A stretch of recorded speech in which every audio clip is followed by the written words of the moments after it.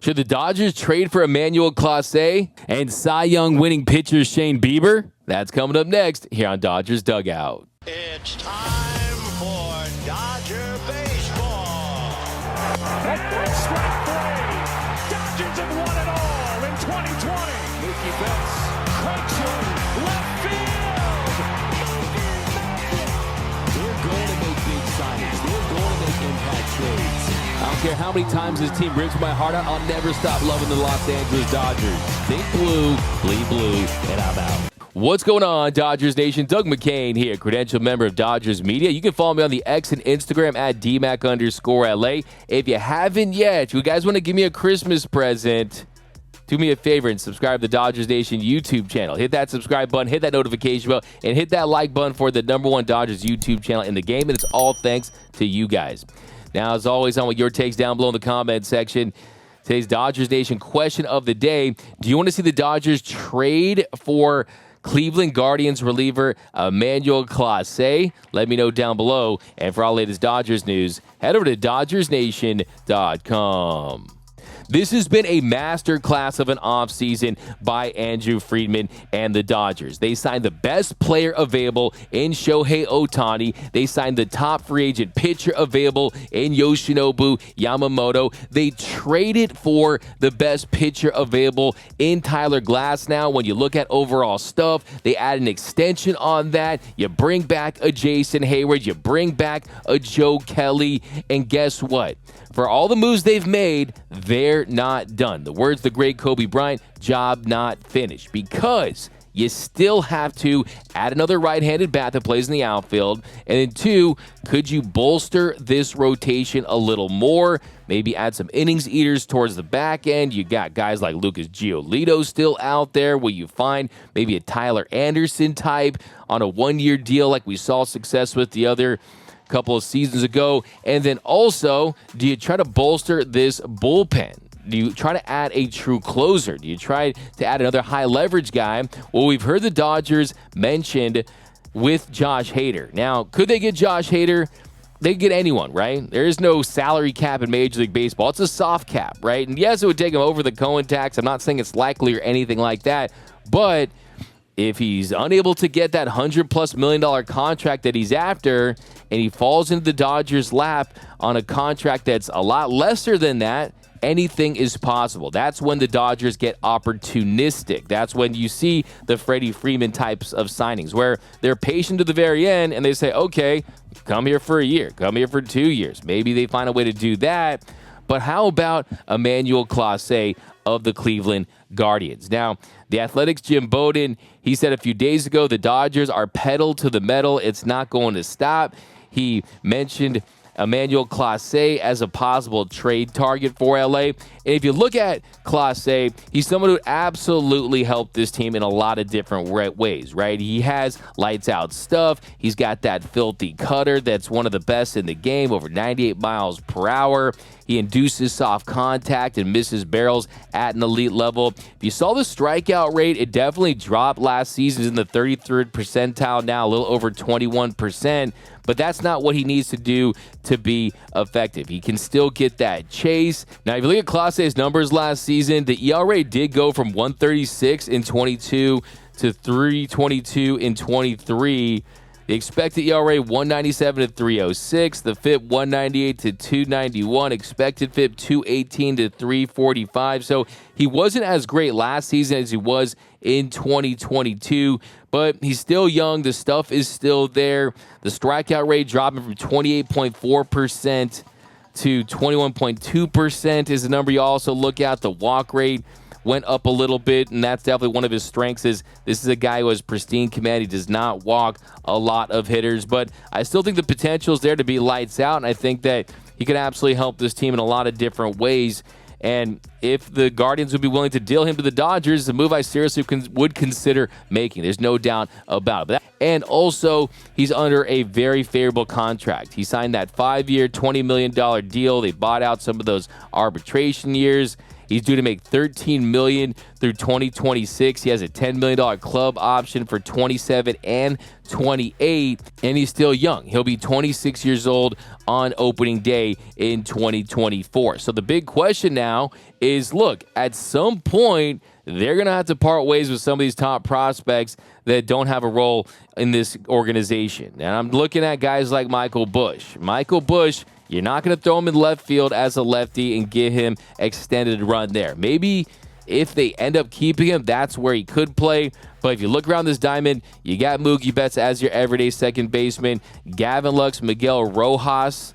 By the way, John Boy Media, Talking Jake, he posted something about the Damas and the Dodgers, and Miguel Rojas said, we're good, something like that. So that tells you that Miguel Rojas still feels like he's going to be a guy that if Gavin Lux is unable to get it done, which I think he will, he provides solid depth at that position. So shortstop position, you look at the third base position, not a lot of movement there. Max Muncy, they brought him back on a little multi-year contract, right? He's going to be back. So look, the reality is just not a lot of opportunities for Michael Busch to get playing time. And you also got guys out there that they could trade, like a Diego Cartaya if you want to go bigger and try to add a left-handed starter like a Luzardo, to add a bat like a Rosarena in a dream world. I'm dropping a whole video on right-handed bat trade options, so look for that earlier next week and what they could do there.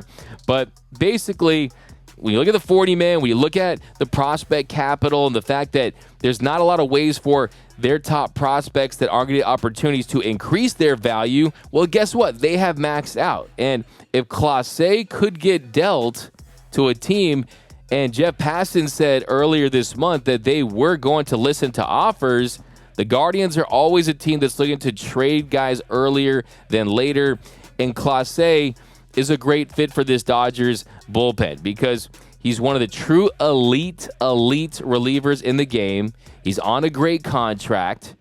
He's someone that would absolutely take on that role in the biggest way possible. And then you would take the quality in this bullpen and you would slide it back, right? You would have guys like Evan Phillips, who doesn't feel like a true closer to me, right? He definitely has swing and miss stuff, but it's a lot of cutter where you're trying to get soft contact, and he's got this sweeper. You can get big strikeouts, but Evan Phillips wasn't at his best last season. If you look at his numbers last year, still really good, but they weren't as good as they were the year prior. And the year prior, he was your fireman. He was your high leverage guy that you threw out there in big-time situations, facing the meat of the lineup, facing the best hitters in the lineup. And sometimes you're going to need him in situations that aren't the ninth inning, right? The seventh, the eighth.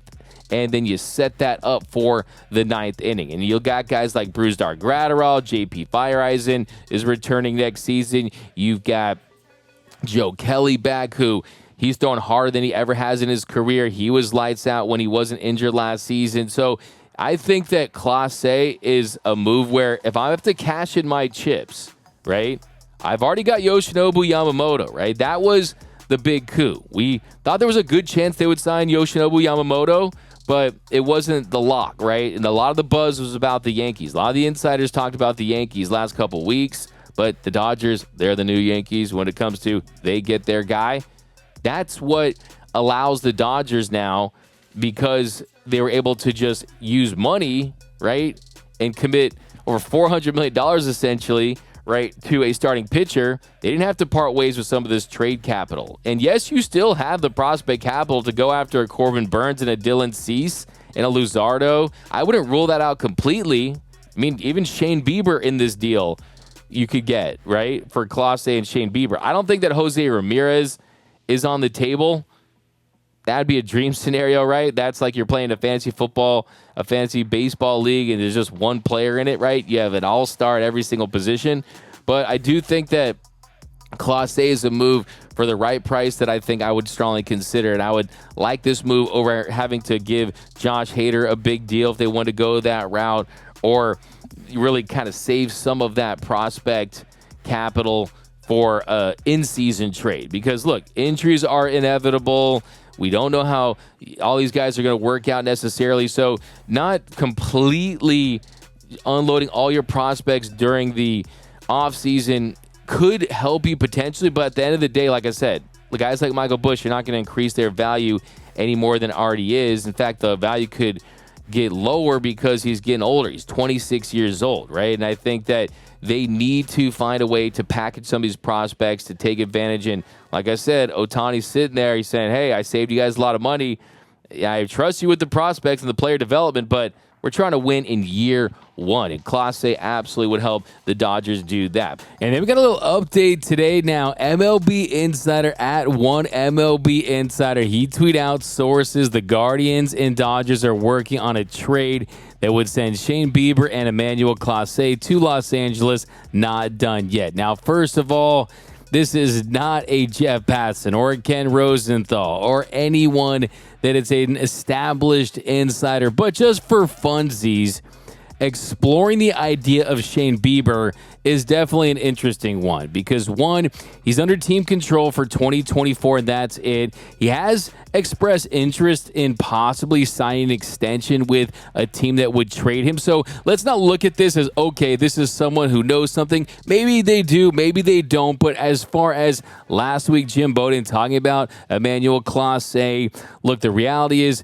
the Guardians and the Dodgers, they're natural trade partners. The Dodgers absolutely need to trade off some chips, namely Michael Bush for starters. If they want to call the Guardians to get a deal done for some of their players, it's definitely a possible option. There's definitely potential there for a deal. Now, as far as Clase, we talked about him. He absolutely would be a major boon, a major coup for this Dodgers bullpen. I would absolutely sign up on that. But the idea of Shane Bieber definitely makes some sense. For starters, one would come a lot cheaper than Dylan Cease, would come a lot cheaper than Corbin Burns.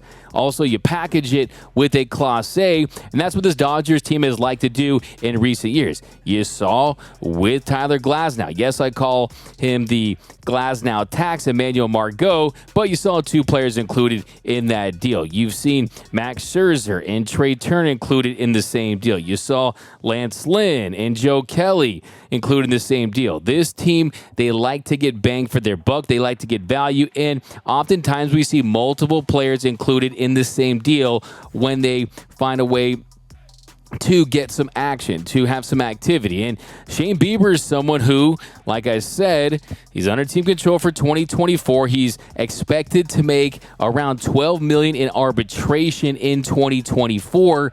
And last season, he wasn't healthy, right? He definitely had some injury issues. He had some elbow inflammation, and that doesn't necessarily mean that, okay, it's a precursor to a more serious injury. Sometimes you can treat that and deal with it and take advantage of one of the better pitchers in Major League Baseball over the last 5 or 6 seasons. And when Shane Bieber is right, he's absolutely one of the best pitchers in the game as far as a guy who is easily in the top 10 to 20, no matter how you slice it. Now, I don't think he's going to be the 2020 Shane Bieber again, where he had a 2.62 ERA, a 2.07 FIP, a 2.04 expected FIP, a 1.63 ERA, a 14.2 strikeout per 9. That guy isn't walking through that door, right? Just to give you an idea, at his peak, of course, 2020, yes, it was a shortened season, but he had a 41.1% strikeout rate. Even the following season, in a full 162 game season,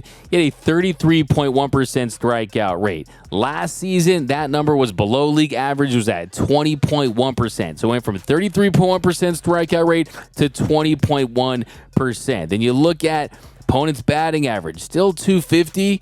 At its peak was at 167. Year following that was at 228, but still, I think when you look at his body of work, I think you consider the health. I think you consider that Guardians team towards the end of last season, they just weren't at a great place. And I think that Bieber would absolutely be re-energized joining this Dodgers team that is going to be the team in Major League Baseball. Like, imagine having Shane Bieber, a Cy Young winning pitcher as someone who's not even your number 1 or number 2 and possibly not even your number 3 or number 4 in your rotation. I mean, that is an embarrassment of pitches for what I'm calling the murderer's rotation next season. But I definitely think you can get a Shane Bieber that can eat innings for this team, and they absolutely need that when you consider the fact that Yoshinobu Yamamoto is still going to be transitioning to pitching on a MLB schedule. Is he going to stay on the Japanese schedule? That's possible. You have Bobby Miller, a guy who is still testing his limits as far as young pitch emerging. You have a Walker Buehler who's going to be on a innings limit, a little bit of a pitch count coming off his second major elbow surgery. Then, of course, you've got a Tyler Glasnow, who the most innings he's pitched in a season is 120. The most starts he's made in a season is 21. You also have a handful of young Dodgers pitchers, the Gavin Stones, the Emmett Sheehan's, Michael Grove, Landon Knack could get his opportunity this year, and I anticipate that he will. Shane Bieber, someone who just 2 years ago in 22, he pitched 200 innings. That's extremely rare in this day and age. He had a 2.88 ERA with a 3.51 expected ERA, a 2.87 FIP, and a 2.98 expected FIP. Now, last season, even though it was a down year for Bieber, he still pitched 128 innings, had a 3.80 ERA, which was sub-4. Yes, the expected numbers aren't great. A 4.77 expected ERA, a 3.87 FIP, a 3.96 expected FIP. But still, if you could get that kind of production with someone that you're not going to have to part ways with, the top prospects that you don't want to part ways with, and you're able to get an Emmanuel Clase who's under multiple years of team control, then you start to see how a deal like this could make sense for the Los Angeles Dodgers. Because, look, the reality is that they do need one more pitcher. I know it sounds kind of wild to think that you add two aces in Glasnow and Yoshinobu Yamamoto and still need another pitcher, considering the fact you have Bobby Miller, you have Walker Buehler back in the fold. You still need another guy to provide some depth. And Shane Bieber, someone who is from UCSB, right, a gaucho, coming back to Southern California, coming back to the West Coast, where he could absolutely get that career back on track, back to being a top 10 to 15, 20 pitcher once again, set himself up nicely for a nice contract there in free agency. I like the idea, because what are the other options? You go out there and try to sign a Lucas Giolito on a 2-year deal over $40 million with an opt-out after one. Yeah, Giolito definitely has some upside and makes sense, but the arbitration number for Bieber, the expectations around $12 million. And you look at, like I said, they have to part ways with some of these prospects to clear some space off that 40-man roster. And like I said, I think this is a deal that if it's on the table, let's just say forget the tweet by the MLB insider. Who knows if that's fact or fiction, but just let's say the idea of that in general. We've talked about Bieber on the show quite a few times, even in the last couple of months here as an option. And I definitely had him behind a Cease or a Burns or even a Jesus Luzardo or Glasnow. But still, look, the reality is he's still young. He's still under 30. And like I said, he's someone that's had a long track record of success. From 2020 to 2022, you're looking at a guy who has a sub-3 ERA, someone who definitely, when he's on, he doesn't walk a ton of batters. He gets a lot of ground balls. His slider has always been one of the best in the game when he's on. And really, you could look at last season and say, was it the injuries? And if the Dodgers think they can get him fully healthy once again, makes a ton of sense at the right price. So count me in as someone who's on board with the idea of bringing Shane Bieber into LA at the right price. You pair him with Emmanuel Clase. There's been a rumor that they're still interested in Teoscar Hernandez, so that clearly tells you they still want to add a right-handed bat with some pop that you could throw in the outfield. So look, adding pitching is never easy, and the Dodgers have found a way to do it this season through free agency and through the trade market. But right now, like I said with Michael Busch and some of these other guys, there's not a lot of ways to increase their trade values because there's not a lot of opportunities for them to get extended playing time, the plate appearances that you need to really show teams out there, okay, this is the dude. This is a guy you can throw in the top of your lineup. And also, too, there's a world where that hurts their trade value, right? Because statistics will tell you that most of these guys at the prospect level aren't going to turn into superstars or even everyday players. So at the end of the day, it's a gamble for teams, and you develop these prospects not only to help your team as far as developing contributors, but trading in for trade chips. So we'll do a deep dive on Shane Bieber and Clase tomorrow on Dodgers Dugout Live, but just got back from a little Christmas vacay up at my mom's up in Northern California. Just got home and I had to get right on and get something out on this. And I'm excited because, look, it's so exciting to be a Dodger fan. You signed Ohtani, you got Yoshinobu Yamamoto, and they're still not done yet. We're putting the final pieces to the puzzle right there, putting the cherry on top, the icing on the cake, and you just love to see it. So hopefully we get some activity this week, but we'll keep you updated every step of the way. But that's going to do it for this episode of Dodgers Dugout. My name is Doug McKain. You can follow me on the X and Instagram at DMac_LA. If you haven't subscribed to the channel, do me a huge favor. Give me the gift of subscribing. Hit that subscribe button, hit that notification bell. And if you really want to support the channel, smash that like button. Remember, nothing brings us together quite like Dodger baseball. And until next time, think blue, bleed blue, and I'm out.